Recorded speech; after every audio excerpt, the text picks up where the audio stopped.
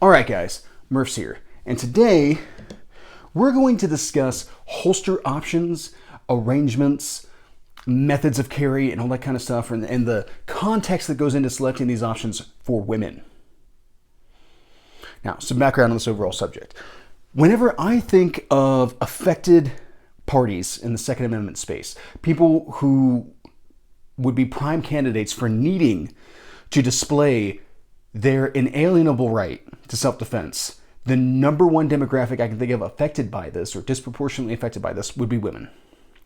Followed very closely by minorities, let alone if you had a minority woman.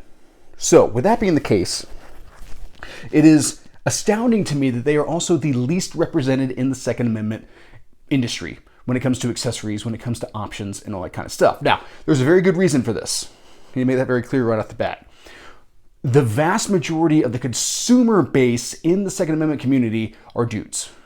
When you look at business owners, when you look at YouTube firearms channels, most of it is a male-dominated space. There are far more male content producers for firearms than there are women. They're out there, but they are most definitely the minority. So with that being the case, of course, that's going to drive the industry, because if I am a company making accessories or whatever for the consumer, I'm going to go after the largest consumer base that I can so that I can make the most amount of money. Now, I'm going to have products that I would also offer to women, but when you look at like tooling procedure and all that kind of stuff, it's going to be difficult to have a completely separate line. I'm going to need to hit a certain point of capital to be able to invest into that to serve a smaller demographic. You can see where there's an issue here, especially since when you talk about the Second Amendment industry, in at least the accessory space, holsters, off-body carry options, all that kind of stuff, they are not nearly as supported as some other industries. The aviation industry, automotive, and agriculture industries benefit from subsidies and government buyouts. Some dude who just started a holster company is not going to get the same. Now, in addition to that, we also have to deal with our personal bias whenever it is that we're talking about constructing products. If I were to start building plate carriers or whatever type of accessory here today, I would build something that I would want based off of my experiences, based off of how it is that I live and all that type of stuff. I would need to seek out dissenting opinions in order to be able to build something that perhaps would appeal to a wider group of people or have variations of it that appeal to a wider group of people. It is very difficult for anybody to step away from their personal bias. Your way of thinking, your life choices, things that have happened to your life, all of these things invest themselves into making you who you are and how it is that you see the world and how it is that you make decisions and all kinds of stuff. And that's fine. What becomes important is to be able to figure out how to step away from that in order to be able to make effective recommendations to people who aren't you. And when it comes to that type of thing, dudes are really, really bad at making recommendations to women. And about all things. Now, I'm guilty of this as well. Over the years, I've given some really bad advice. And that's because when I was younger, I thought I was a lot more knowledgeable in firearms-related things than I actually was. And it wasn't until I kind of hit my 20s and realized, like, oh man, you've actually got a lot to learn. And then I started working on learning. I started working on developing context and all that kind of stuff in order to be able to better understand what drives someone to do this over this and all that kind of stuff. I enjoy contextual conversation. A lot of dudes don't do that. And with that being the case, I have put this video together in order to try to help people step away from their personal bias and consider things in a different light, which does mean that we have to get over our egos a little bit in this process. Now, first off, what I want to go ahead and do is identify what are important attributes of a holster. Rigidity is number one. There are an awful lot of places that do not allow you to use, like in IDPA, you're not supposed to use a leather holster. I see it happen all the time, but technically you're not supposed to use a leather holster because they can deform. Now, you can get rigid leather holsters. And I think an important part of rigidity is that it needs to be thick enough that you cannot actuate the trigger, which should also be covered by your holster. That would be number two. German two. That would be number two that needs to be stressed. Your trigger needs to be covered so that nothing can get in there and potentially cause the firearm to discharge. And the material needs to be rigid enough that you cannot press against it and cause the firearm to discharge. Now, mounting style and all that kind of stuff, we're going to talk about more here as we go. But the rigidity aspect, being able to reholster effectively. Now, I'm not necessarily saying without looking at the holster. If you're at the point of reholstering your gun, the fight's over. And there's an old adage that states, or there's an old piece of advice, a tenet of holster selection, that you're supposed to be able to reholster the gun without looking at it. so that you can remain threat focused.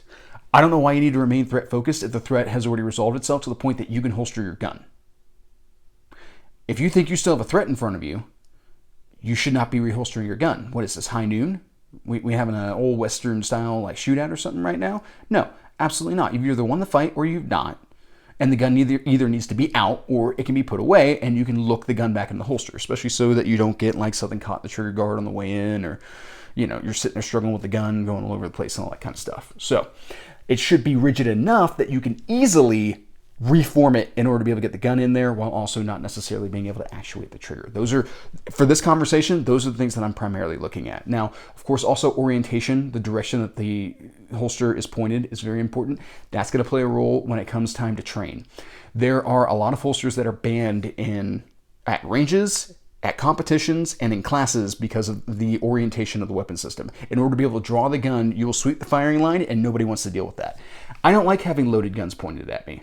And I will let you know if you flag me at a shooting range. In no uncertain terms.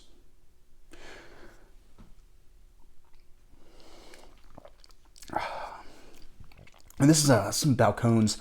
I was originally not a big fan of Balcones. It's very spicy, but now I've actually come to really enjoy that like mesquite spice. It's a funny thing how your palate can update over time. Tell that to your kids whenever it is that they don't want to eat their broccoli. Also an offender on that, but whatever. Getting back on track. Something that we need to recognize as dudes is that women are different from us. And that might seem really obvious, but a lot of guys seem to struggle with that. They are different in how their bodies are. They are different in how they dress. They are different in how they can conduct themselves on a day-to-day process and all that kind of stuff. Looking at the body. Now, of course, there's very tangible physical differences as far as like bone structure when it comes to the pelvis and all that kind of stuff. But also how things get dimensioned throughout the body is different on women than it is for men. Now, that's not a constant. Of course, every person's an individual. You'll have your bean poles out there right next to your beluga whales. You'll have women with birthing hips next to, women with large thighs that save lives and all that kind of stuff. We're not getting into the nitty-gritty of the individual body other than to take into account that is going to impact options that they have available to them for carry, especially when you put that against the spectrum of how it is that they were dressed. Now, it's the same type of thing that we talk about with dudes. You'll have a 5 foot nothing beanpole next to a Mack truck, and what's going to work for the Mack truck fella may not necessarily work for the beanpole fella. Those are things that you have to keep in mind. I got people in the comment section telling me all the time that they're considered carrying Glock 34s. In what world? But if you manage to achieve that, more power to you. I'm very sus as to how often you're doing it. Now, one of my basic tenets of concealed carry is that I conceal carry at all times I can legally do so. However, you have to take your attire into context whenever it is that we discuss this.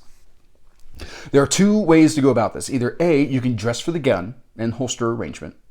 So all of your wardrobe and your outfits and everything are based around the concealment of your firearm. Effective concealment, no printing. Or two, you can get dressed and then select a gun and holster combination that work with that outfit. I work with the latter because inevitably there comes a time where I do still want to be concealed, but I'm going to something that requires me to dress in a manner that doesn't allow me to carry my normal compact or my normal concealed carry option. And I've talked about this in concealed carry videos before. I'll link those in the description. But I am trying to carry the largest gun I can get away with in any given situation. And I have a full spectrum of firearms available. One, because I like guns and I like buying guns. I like having a bunch of guns. But also, two, so that I can be in a parka or Speedo. It doesn't matter. I can have a concealment option on me that'll be applicable for that situation. A lot of people go with the former. They go with having one gun and holster concept that they dress around. That's great because you know what? You will absolutely be proficient with that system. You will be very good with that handgun. You'll be very effective at conducting your draw and all that kind of stuff. If I were to get to a bottom line up front, option B, the option that I utilize, is going to be more effective to women. And that is because even the most tomboyish of girls occasionally wants to dress nice. And it's the same thing with dudes. Like, you got guys out there who make a living or who just walk around all day in like sweatpants and a comic book t-shirt or something like that. Even they have something that they consider to be them dressing up. And in that circumstance in which they dress up, they should still be able to be armed. Women are the same way. You'll have your comfy clothes days, sweatpants, baggy t-shirts, all that kind of stuff. You'll have your athletic wear days where you're just like, I need to get something together real fast so I get out of the house and go do things I need to go do. Maybe I'll actually go to the gym today. And then you'll have your more dressed up, more gussied up. You're trying to impress somebody on a date. You're trying to go out with friends and have a good time and everyone feel good together and all that kind of stuff. And then you have your formal times. You should be able to be armed in all of these circumstances. Just like dudes should also be able to be armed in all of these circumstances. However, your clothing choices will impact the options, and that's what we have to discuss as we go through this. All right, so with that, why don't we go ahead and get into different holsters and placement methodologies. I'm going to get an easy one off the table right off the bat. Shoulder holsters. First off, now, keeping in mind, of course, that fashion's fluid. Some years, really baggy clothing's in. Other years, really tight clothing's in. Doesn't matter. You should be able to conceal carry in all of it. Shoulder holsters don't help with that. It's going to be very niche. You're wearing heavy coats, you're wearing raincoats or something along those lines. Most stylish women's jackets and stuff like that don't really support shoulder holster carry. In addition to that, it's going to be incredibly difficult to train with that setup because shoulder holsters, be them vertical or horizontal, it doesn't matter, are not really authorized at most ranges for draw type training. You're going to have to be like completely alone on the range, and even then I would still consider it to be a bad practice. Courses and competitions, absolutely not.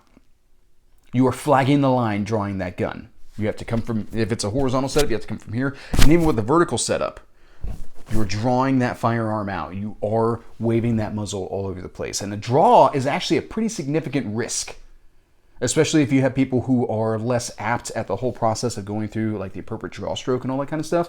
There's a possibility that a firearm could be discharged. You want to be cognizant of that. Your finger should not be in the trigger well, should not be inside of the trigger guard prior to the point of the weapon being oriented towards the target and finishing out your presentation. But a novice shooter or somebody who's still developing that habit is at high risk for violating that safety. So you have to keep that in mind as well. Now, there's also another holster system known as the flashbang, which I have frequently heard recommended in like concealed carry courses as well as like level 1 pistol courses. And this is a holster that tucks up into a bra, into a woman's bosom. I am not a fan of this style of carry for two reasons. One practical, one very impractical. The impractical one is that a lot of the times when I've heard this recommended, it came from some boomer. And it's a twofer of a joke, one being kind of tactically minded, one being very gross minded, and I can't stand the ick that it gives me. So for that reason, I do not, yes, that's a very personal reason. Like, it has no real impact on any like contextual type application as much as just those people I find to be, it puts in my mind the image of somebody that I find to be very disgusting. Somebody who probably gives the ick to a lot of women that they meet.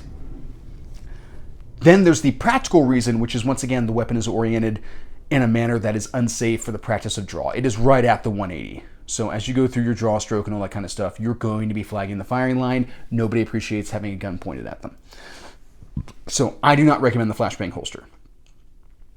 In addition to, it's kind of an inefficient way to get to a holster. You have to pull your shirt all the way up in order to be able to get to this holster. So it's very great from a concealment standpoint, very high on concealment, but very low on accessibility and safety, which are, kind of important aspects of the conversation here. Now, what about belly bands, Murph? Belly bands are actually kind of interesting. And I've known some people who employ belly bands. I've never really gotten around to it, so I did some research into them because I actually was kind of looking at a belly band here recently. Belly bands are interesting because they are not dependent on a belt, which, if you're talking about like athletic wear or perhaps more tightly fitting blue jeans on a woman, that might be a circumstance where a belt is not applicable. Really, it might be a circumstance where inside the waistband carry is not applicable, so you move the waistband up with a belly band. This has a lot of very tangible benefits to it. It's a little bit less movement of material of a shirt and stuff like that in order to be able to get to the gun. A little bit baggier clothing, even a little bit tighter clothing, depending on the size of the firearm, are going to be relatively easy to conceal, and you can kind of adjust carry wherever it is that you need in order to be effective with your method of whatever it is that you're wearing, your outfit at that time. There are some tangible issues with a belly band, so that's obviously going to be a hot spot. So if you are using athletic wear for its intended athletic purpose, you're going to have like a lot of sweat and stuff like that gather right there. That's potentially bad. If you're, spending a lot of time outside with the kids or something along those lines, or just out and about, you may have a lot of like sweat collect there, which could give away the fact that you're carrying its own special form of printing. And also, a lot of the recommendations are to go with smaller handguns. So I would expect that like a Glock 19 is probably not the best choice, but something more along the lines of like an M&P Shield, a Walther PPS, maybe as large as like a Glock 26, not to go past like a CZP-10 S, yes, S, or HK P30 SK. But I've known guys also, like, I knew a dude who had a little bit extra around the middle. Inside the waistband carry wasn't really his thing, so he carried a Car CW40 in a belly band and loved it. He swore by it. So some things to consider there. Okay, well, what about inside the waistband carry, Murph, since you mentioned that just a second ago? That's going to depend, once again, how it is that you're dressed. If you're wearing very low-cut, tight pants and, like a tank top or something along those lines, that's not going to be a good combination there. If you're wearing something a little more loose, a little more flowy, in terms of like a shirt and pants, then yes, that's going to be something that's beneficial. You need to keep in mind, guys, women's clothing, especially like jeans, has a completely different cut. So if she's not solely buying her pants at like Walmart or something along those lines, she's probably going to have a little bit more fashionable of a cut to her jeans. Now, this is where somebody comes in and he's like, well, if they weren't running around dressed like sluts, then it wouldn't be an issue. What an incredibly outdated belief. It's 2025. The manner in which you dress does not remove your responsibility for self-defense nor your right. So, not a fan of that line of thinking. Consider it to be archaic at the very least. Getting back on track. Inside the waistband carry has a lot of the same tangible benefits and issues as inside the waistband carry for dudes. Appendix to the 4 o'clock position is about as far as I would go. I would not go for small back. You have an increased possibility for injury should you get pushed down in a fight prior to presenting your firearm, as well as you're sweeping the gun all over the place in order to be able to conduct that draw. So no further back than the 4 o'clock position. And then, of course, if we come around to the left side, so that would be from 12 o'clock position all the way back to the 8 o'clock position, would be like the acceptable areas for you to be able to carry at that point. Some things to keep in mind, the method of attachment to a belt, because of course you're going to need a belt. For the most effective means of doing this is going to be having a belt. There's some options out there that don't use a belt. We'll talk about that here in a second. But buckles of some sort, loops of some sort are superior to clips. A lot of my holsters have clips, and a lot of times I have a shirt get caught on the clip during the draw stroke, and that's definitely not a setter step that you want to necessarily deal with in a life or death situation. So something to consider there. Benefit from my knowledge. That's one thing to keep in mind, guys. Anytime you get into holsters and stuff like that, you're going to wind up with a box full of old holsters that you can't really do anything with except like give away to friends whenever they start their process of trying to figure out what's going to work for them for concealed carry. I have tons of old holsters. Very few active use holsters remain for me. Like, there's a lot of stuff that I've retired because you know what, that didn't work out. That was a really bad experiment, and there's $60 to $100 I'll never get back, possibly more. But it's a process, and it does take money, and you will not see a return on that investment. All right, so that's our inside the waistband carry options. Oh, except for, what about like sticky holsters? Stuff that fits in there just because like it's some sort of material that's very grippy and it's entirely based off of friction. I cannot stand those holsters. There's a possibility that they'll shift around because there's nothing tangibly anchoring them to your body except the stickiness of the material that they're constructed from. I don't consider that to be an effective means of conducting concealed carry. They're very thin. By their nature, they're very thin, so it elevates in my mind the risk of potentially discharging the firearm when you don't intend to. And then also, they just absolutely, if you pull a gun out of them, they just completely deform and fall apart. And it's very difficult to get the gun back in. You pretty much wind up needing to pull that holster out, put the gun back in the holster, and put it back in your waistband. Is that a problem? Like, the fight's over, Murph. Who cares? It just seems inefficient to me when you're not getting that much more benefit. There's other options that'll give you more benefit, more security, more safety than that option will. That's taking a lot on faith, and I prefer to do tangible things that give me anchor points to make sure guns don't move when I don't want them to. All right, now, moving away from that, why don't we go ahead and talk about pocket carry? Is pocket carry an option for women? Well, one of the issues that you run into pocket carry, in addition to, like, you're going to have to default to very small guns, women's clothing, A, doesn't necessarily guarantee having a pocket, and B, quite frequently the pockets that are available are completely useless. They are very small. This is why women get excited when they have an outfit that has, like, pockets on it. Okay, like, women's pockets are not well designed for doing things that pockets are supposed to do, unlike men's pockets. It's a crazy thing that you never really think about until you, like, really start to pay attention to women's clothing.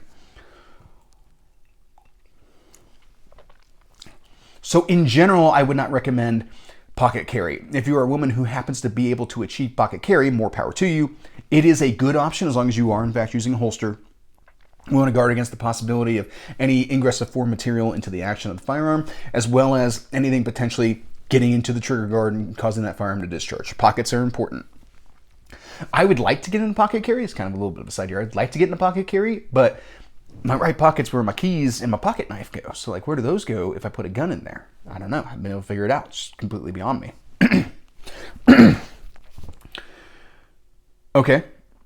What about thigh carry? I'm not talking about like old style drop down thigh holsters, more like a garter type setup. This is actually really interesting if you're talking about like a dress.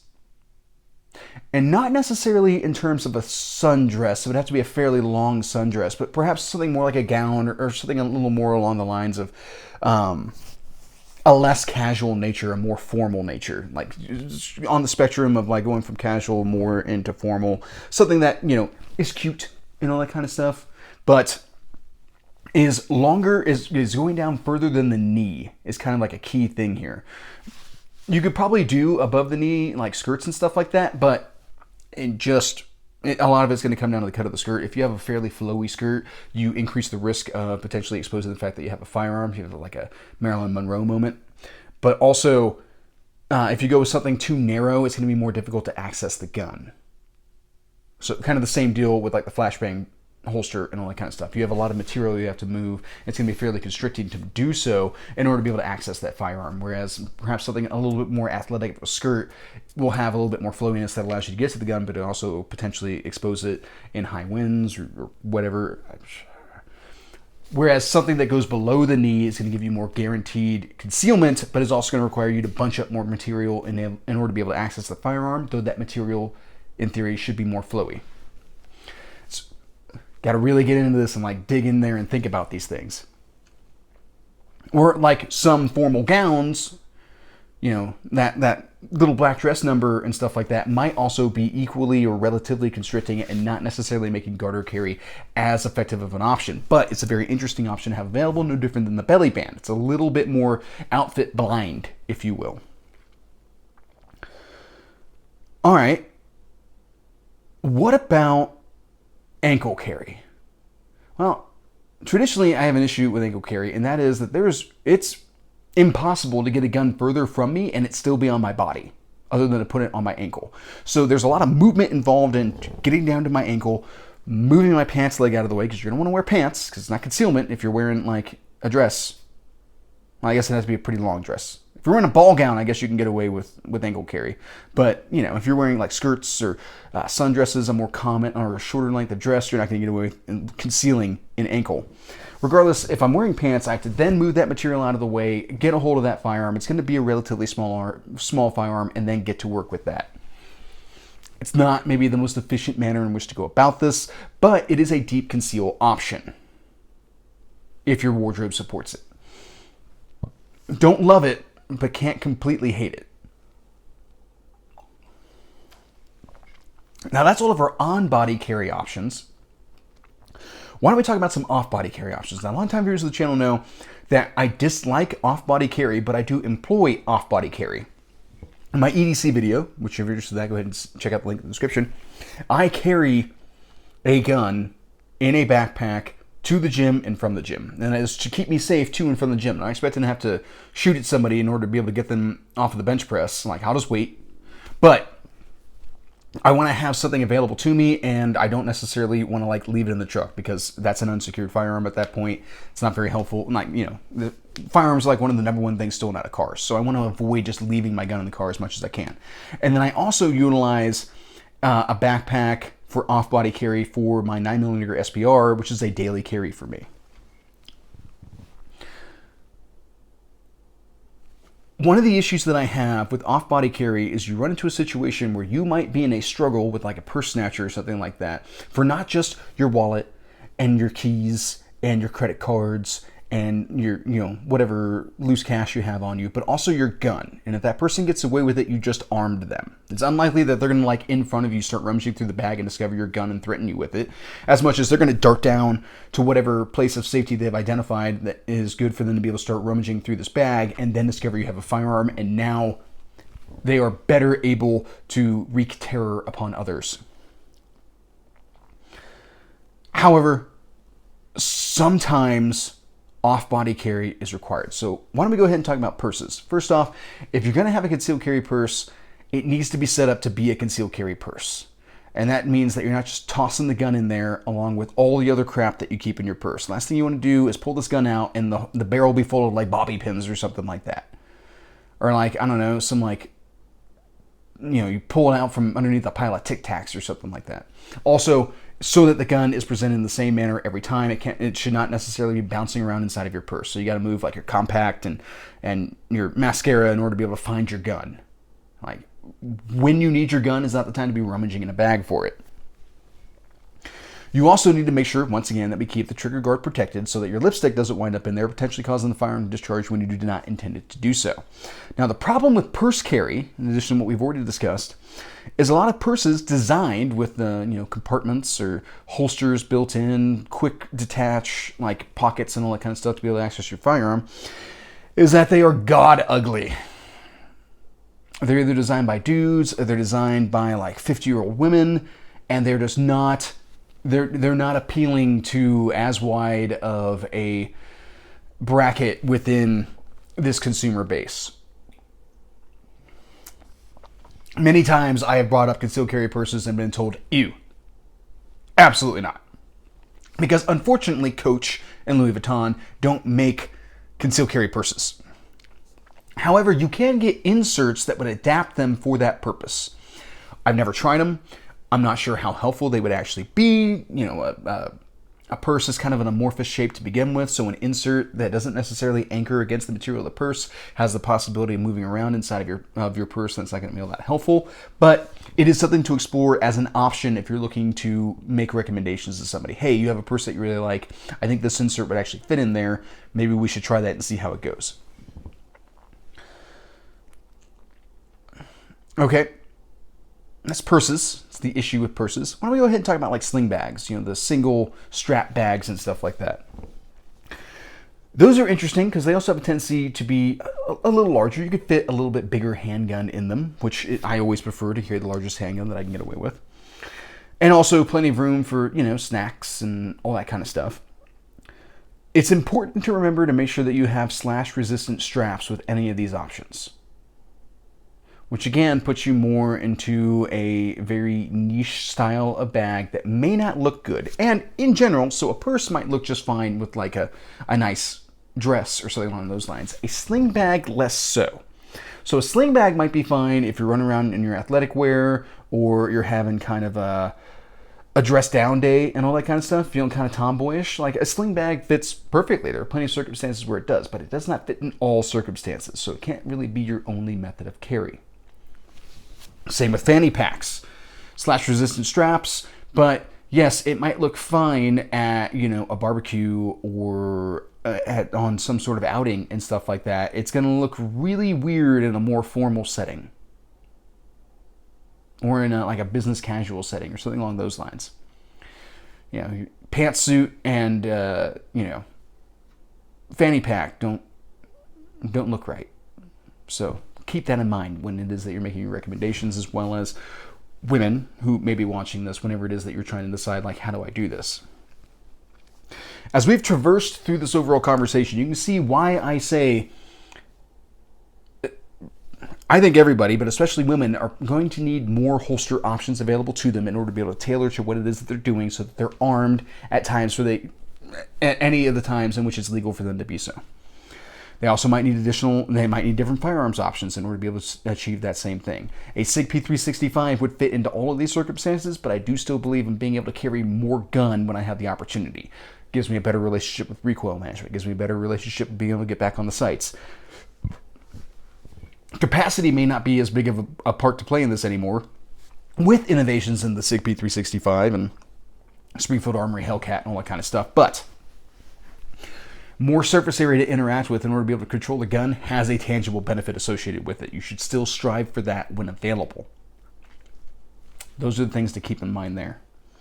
In addition to that, guys, something that you need to keep in mind that you may not have realized being raised as a dude, learning from your father how to be, how to be a man, how to be a provider, protector, all that kind of stuff, all the things, the trope type things that we put men into, is that your sister, wife, best friend, cousin, girlfriend, fiance, consenting partner, whatever, has likely been conditioned to be more aware of their surroundings, even more so than you.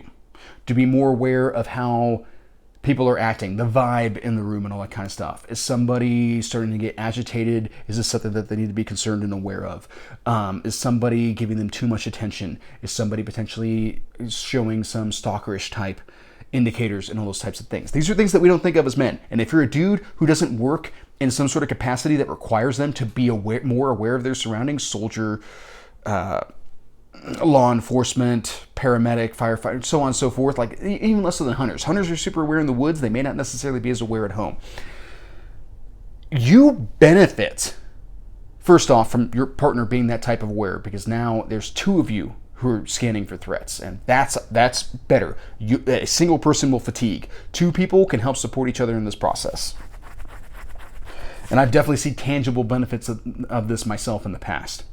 But also having a backup.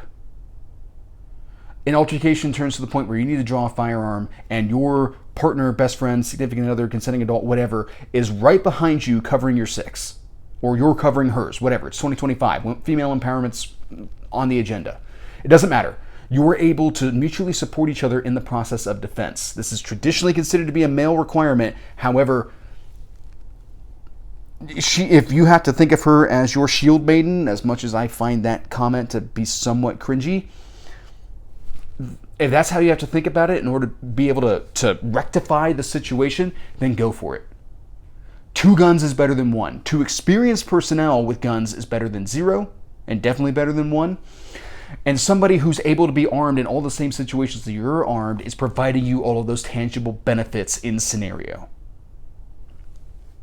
So that's something that you need to keep in mind whenever it is that we have this conversation. This is serious. If your partner, sister, whatever, has an interest in indulging in this activity and being responsible for their own defense, they can also help be responsible for yours or the family units or whatever, instead of you having to do it all alone. Not saying you can't, but why should you if you don't have to? All right, guys. I think this pretty much covers my thoughts on this particular subject. If I missed anything, let me know in the comment section. That's pretty much what I got. Have a good day.